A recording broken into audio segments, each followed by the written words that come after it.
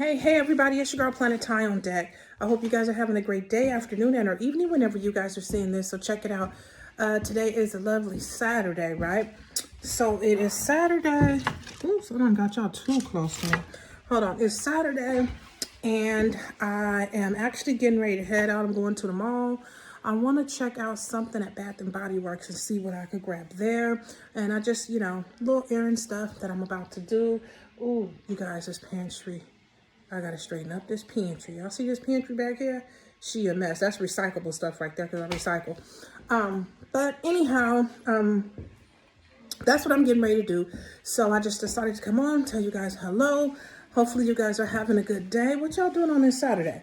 Y'all light up the comments and let me know, how did you spend your Saturday? It's already in the afternoon for me. So I'm getting a late start. Yeah, I'm getting a late start today. But y'all come on with me, see what I get into in this vlog. Alright guys, so I made it to the mall. I'm walking to the mall, headed to the store, Bath and Body Works. I think I told you guys that I was going to head over there. Now when I get in this store, I'm just going to take you guys around with me, let you see what I see, the normal stuff. But while you guys are walking with me, I want to tell you guys about this story because y'all know how I do when it comes to these stories. Alright, so this story says, am I the asshole for asking my dad to take care of me and my brother after my mother passed away? This person says, I, a 17-year-old, and my brother, 15, live alone with my dad after my mom passed from cancer 5 months ago. My condolences to you and your family. I have struggled with my mental health since before that and require some assistance every day with everyday life. Recently, my dad got in a relationship with my mom's former best friend, and he has been spending increasingly more time with her and away from home. Dad is almost never home and doesn't cook, and my brother and I take care of cleaning and laundry, though my grandparents help sometimes. There's barely any food at home besides frozen pizza. I often lack the energy to cook myself or provide for my brother, who is vegan and often insists he can't take care of everything, but since he is 15 and still in school, I can't help but worry. My dad says that he doesn't want to be home if my brother and I don't want to spend much time with him because he doesn't want to be lonely. He also says that he wants to be there for his new partner since she also struggles with her mental health issues. So today, I confronted him, asked him to cook or spend evenings at home at least twice a week or so. He responded with saying there's nothing for him to do at home. Now I'm conflicted because I told him that when he decided to raise my brother and I, he made himself responsible for us and should take care of at least my brother, to which he said that it isn't his job to stay home and be lonely just so a parent is in the house. We argued and got increasingly frustrated until I left. I now somehow feel like an ass for telling him what he can and can't do with his partner and asked him to be lonely here, while also still believing I'm not completely wrong in this. Am I being too disrespectful? Am I the asshole? So, this is the story that I read, and I feel like there's a few thoughts that come to my mind when I read this story. One is that, I'm sorry, loss and tragedy, they can bring out sometimes resilience in some people, and sometimes really uncouth qualities in other people. But I do say that we all process grief differently. And, the first thing, just like hearing is like, okay, the 17-year-old daughter, she clearly needs help. She acknowledges that she has mental health issues and she has a 15-year-old brother. Hey, at those ages, 17 and 15, kids still need guidance, They do. That's one of the things, is that they still need guidance. And then another part of it is, people forget that just because that, we are their parents, that we're still human too, right? So the father is dealing with the loss of his wife. So clearly he still has issues with, he's probably, everybody mourns differently too. That's the whole thing. So whatever mourning issues that he has going on, he has to deal with that until it's processed and he's past that. Okay. But another part of that is he's now in a relationship with his deceased wife's former best friend. Now, see, that's a lot to unpack altogether, because I don't know how that union happened. And you know what, maybe it was just predestined or something else like that. But I know for the kids, it's not really going to bold over so nicely the fact that, you know, hey, Dad, not only are you not with us, but you with Mama's best friend and you're spending all your time with her. You know, so it's just a lot to kind of unpack in this one story time. So the question is, you know, is she the asshole for confronting her dad and saying, hey, Dad, we need help. Basically, help us out. Spend some time here. On one hand, no, I don't think she's the asshole for at least asking the question. But on another hand, I can understand if the father feels a little bit like, you know, hey, you want me to do what you want me to do. You want me to stop trying to move forward and trying to live my life.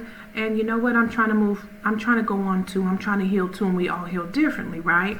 Because the thing about kids that I will say, and most people, you will know this if you have like young adult kids or grown old kids or whatever else, you'll kind of know where I'm coming from when I say this. Sometimes kids have a way of being, you know, just self-centered, like it's all about them, you know, thinking that everything that's important in life exists exclusively around them. You know, like even if you're under the same roof with them, you know, and he's there, even if he were to be there and cook dinner, you know, after they got the dinner, you know, it's just like, okay, well, now you can go to bed for the rest of the night or whatever else, or we're going to be in our own individual space for the rest of the night. Not necessarily that, you know, they would be interacting with him or really hanging out after that. Yeah, he probably would just be lonely in his room or watching TV because everybody would kind of be doing their own thing.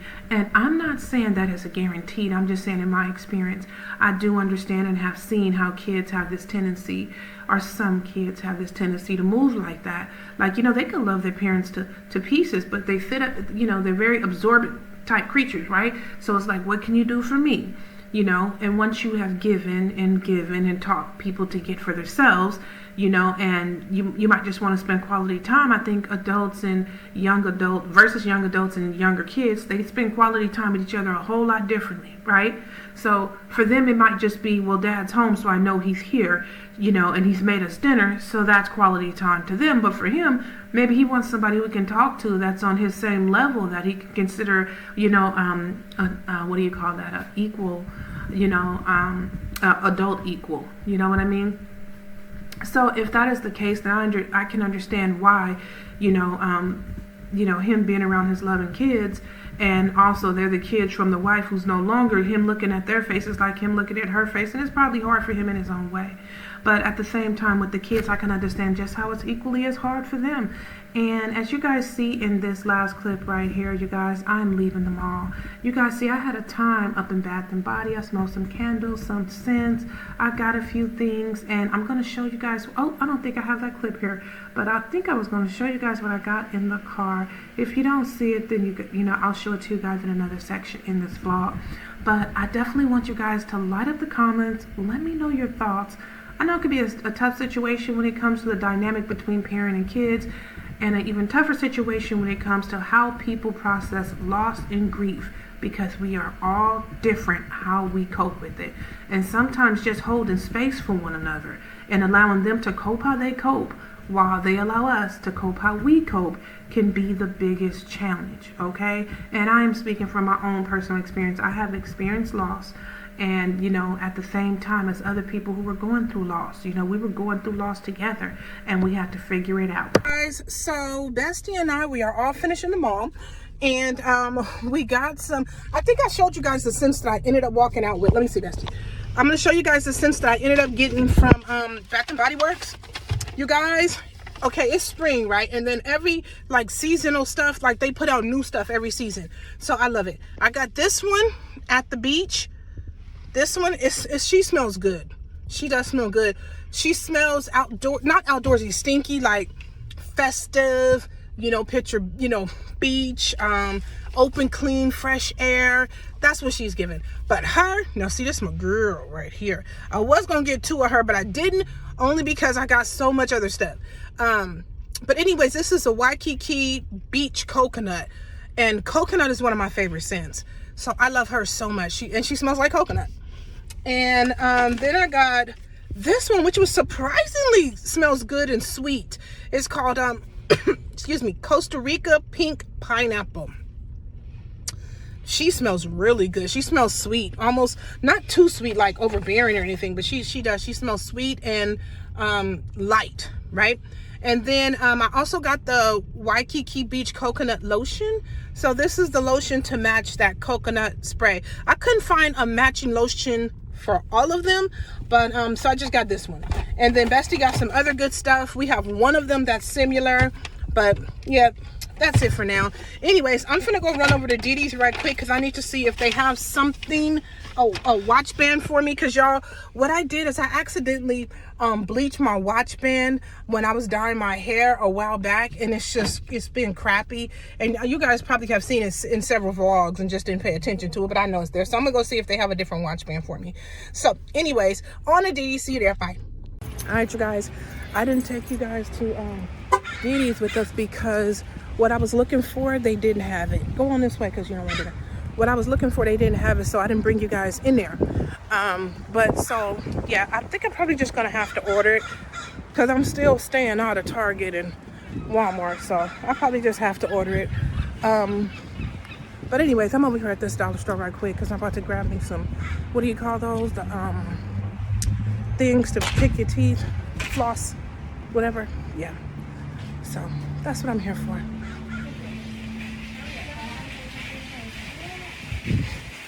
Y'all, while when I was pulling up, right, I'm sitting there, and there's this one. Oh, gee, he gets out the car. No, excuse me, he walks across the street. He walks in front of the car. One of these, look. Yeah, I know. I didn't realize that Taft already bought the other ones. Anyways, he walks in front of the car, and he taking his time. He only came, right? And then all of a sudden, he look up in the car, and he kind of, you know, give that kind of look, like whatever else. And so I smell back politely.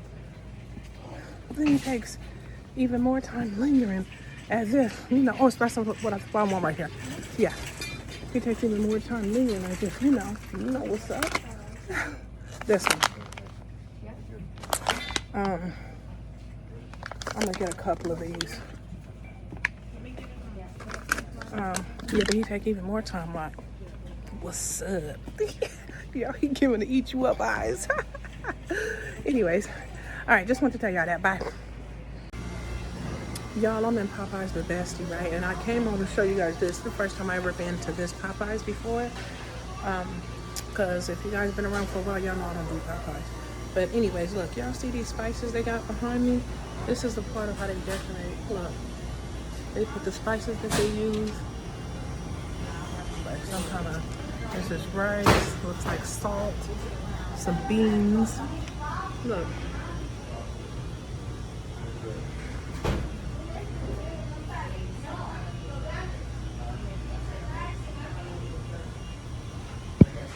That's what this looks like. Anyway, that just came on this, I don't know. Maybe it always looks like this, but it's very, like I said, I usually don't come in here, but I've never seen the spices up like that. I think it's kind of cute. What y'all think? Y'all ever seen this in a Popeyes before? And if so, what y'all think? Okay, bye. Just wanted to ask y'all, bye. You guys, today is Tuesday. I hope you guys are doing well and living your best lives. Let me just tell you guys about an experience I had yesterday. Today is Tuesday, right? So yes, Monday.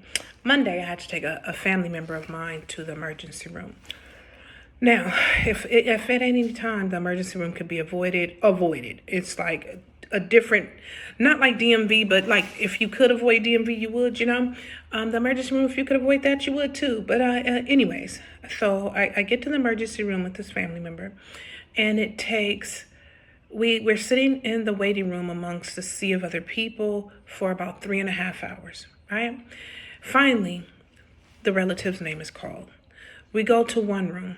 The first, I'm going to say nurse who entered the room was supposed to put, I think it's called a tourniquet on this relative of mine so that they can draw blood and they can give them an IV pack and any medicine needed. It has to be through the tourniquet. So that's what the person was supposed to do, the nurse, right? The nurse comes in, reeking of whatever cologne it was that he was wearing. It was nauseating almost. So I'm thinking, This is an emergency room. I didn't think people was allowed to wear really loud cologne. And not only that, it wasn't the good stuff, okay? It was the stuff that obviously, he's probably purchased at Walgreens or something. No shade to Walgreens, cologne. But at the same time, when you're buying a really cheap stuff and you put a whole lot on there, it just gives like, high school vibes, middle school. No, even worse, middle school. Let me tell you this. Middle school kids, no tea, no shade, because I've been a middle school kid hundreds of years ago, obviously. But I remember not being aware of how much you're putting on, and you just keep putting it on, because you think that, whatever. And it just gave that whole scent when the guy walked in the room that he was, anyways. So he walks in, he never introduces himself. He just gets my relative's arm and he, fumbling with things. You can tell he's not organized, and I'm just trying to keep my mouth shut, because sometimes when you say things, before a person kind of gets a handle of what they're doing, it can just make the matter worse, So I'm trying to let him find his way to do his job, which he's paid to do. So he's the professional. So I zipped it. But anyways, so then he puts the rubber thing that they tie around your arm to, get your veins ready so they can find the right vein and get the blood. He puts that on. It's tight. It's looking really tight. And I know those have to be on there to get your vein to pop out, right? But the thing about it is, I believe there's a certain amount of time that you can leave that thing on there like that. So he puts it on. You're supposed to put it on just seconds before or moments before you're supposed to draw the blood, or that you're supposed to go for the vein, right? That's the whole purpose of putting it on, so the veins will pop out. He put it on, and then he's just walking around stumbling, looking for this, grabbing this, doing that. So my relative undid it. It was like, okay, it's hurting me. It's a little tight. I'll wait till you're ready. So then he doesn't say anything. A few seconds later, he comes back over there. He retightens the band. And then he tries one attempt, just once did he try to put the needle in my relative's vein. Well, he didn't get it after that first attempt. You know what he does? Oh, it seems to be I can't. Let's try this way. Let's try that way. He didn't do any of that. What he did is he politely took the needle after he stabbed my relative in the vein. He took that fucking needle. You guys, it's so annoying. I have to laugh myself through it. After he stabbed my relative in the vein, he took the needle out the vein, threw the tourniquet in the trash or whatever little disposable medical trash it is right there, and walked clean out the room. He walked out the room. He didn't try again. He said nothing. This guy walked his little cologne overwearing ass out the damn room. He comes back later. No, did he even come back? Yeah, I think he comes back later just to open the door and say, you're going to be moved to another room, and walks away. That was one experience. Then, shortly after that, maybe 10 minutes later, another guy comes in, and he, say, hey, buddy, how you doing today? First thing he does is go, how you doing? Can I touch your stomach? I'm so-and-so. I don't know if he introduced himself yeah, he said he's a doctor, but he said, I'm not going to be your doctor. So if you're not going to be my doctor, then why are you coming and touching my stomach? But they have their own process, right? So, and he was like, my relative was in pain, so he's wrenching in pain. And I try to talk for him and say, yeah, he's been experiencing A, B, and C. He's in pain. Or whatever else. Oh, okay. Well, I'm not his doctor. He's going to be moving rooms. And in my mind, I'm thinking, what the hell did you come in here for then? First, the guy who stabs him in the arm and throws away the tourniquet when he clearly didn't know what the hell he was doing. Then you come in and you didn't make anything better. You kind of made it worse because he was already in pain and you put pressure on him. You said, I won't be the doctor. Then you walk away. And then we're moved to another room down the hall. The room down the hall, nobody ever came in that room. We were just sitting there thinking that a doctor was going to come in, a medical professional. It didn't happen. Okay, after we're in that room for like another 15 to 20 minutes, then the girl who was sitting out in front behind a computer monitoring whatever, then she peeks from behind the computer. She walks over and then she said, I'm going to move you guys to another room. Mind you, the rooms that we were in are small rooms, but two of them were shared rooms. Anyways, we get down the hall and somebody tells us, oh, okay, well, we're going to move you over here. You can sit on this gurney while you wait for the doctor, or while you wait for your nurse. Now, our nurse was this guy. I'm not going to say his name. I was going to call him out too. It starts with P. That's what I'm just saying. His name starts with P. What I suspect about this nurse is I think he's one of the nurses that, and I don't know if you guys have ever heard of this. If there's any nurses watching in the comments, y'all like the comments and let me know, because I know I ain't crazy, because I watched a documentary on this. But anyways, I think he's one of the nurses that takes the patient's meds and say he gave them to he gave them to the patients. Now, this is how I come to that theory. I watch people very close in their movements and their interactions, especially when it's a situation where a relative of mine is not feeling good. I want to see everything you give them. I want to know about it. What are you giving them? How much of it are you giving them? Because they're good with putting stuff down on a log and typing stuff in a computer, but just everything they type or write, that is not so. That's not always so. Watch your family, you guys. Anyways. So the guy, you know, when he was supposed, the doctor prescribed whatever. Him and the doctor came at, well, back the train up. I had to ask the guy, P, you know, I asked the girl, I said, excuse me, because we were waiting on this gurney for another 30 minutes. So I asked the girl, hey, do you know when this nurse is going to come over here? Because my relative has been in pain and they haven't been given anything. Nobody's looked at them. Nobody's took any tests. We're just here. And we've been here for over 3.5 hours. And you think anybody's going to look at them anytime soon? And it was a pregnant lady who was on a gurney directly in front of us. And apparently she starts having it out too, because she's like, you know, hey, I've been saying I'm hurt. Nobody's doing anything to help. I haven't gotten anything to IV. Nobody's did anything besides ran a blood test on me. I don't know anything. Do you know anything? Blah, blah, blah. Okay. So then the nurse, who was around the corner, he was actually sitting just feet away from us, and he was our nurse, and I didn't know that until I asked, you know, is there any possible way the nurse can, you know, how long, whatever. So then the nurse, he walks over and he's just kind of like old, kind of grumpy guy, you know, and he's probably good at his job, who knows, or whatever else. But it looks to me, you know, he's one of those people who does this when he's, you know, before he gives you medicine. And anybody who got shaky eyes, you guys remember what's that movie with Terrence Howard? What's that movie? When he said, I don't like nobody with no shaky eyes. Anyways, if you guys know the movie, light up, put in the comments. But anyways, that's what it started reminding me of. He was looking around like this before he gave the medicine. He was watching everybody. And the whole time I'm sitting down right here in the chair and I'm watching him. Like, what exactly are you going to do with that medicine, you know? Or what are you going to do with that needle? I don't know. But anyways, so when he gave my relative he started the IV drip finally after almost 4 hours. Started the IV drip, and then there was something for taking a pill because I forgot. Okay. Then it was, you know, some other meds that they gave my relative or whatever else. And then when it came to whatever pain stuff that they gave my relative, you know, they have the little bottles like this. I just was observing and I saw that he stuck the needle in the bottle and he pulled out maybe half the solution in the bottle. Or, you know, maybe about half the solution in the bottle. And he looked both ways and he took the bottle and he pushed it to the side of the counter, like all the way towards the end of the counter. And I was thinking, I wonder if he normally does that, because what else is he going to do with that? You know, what are you going to do with that?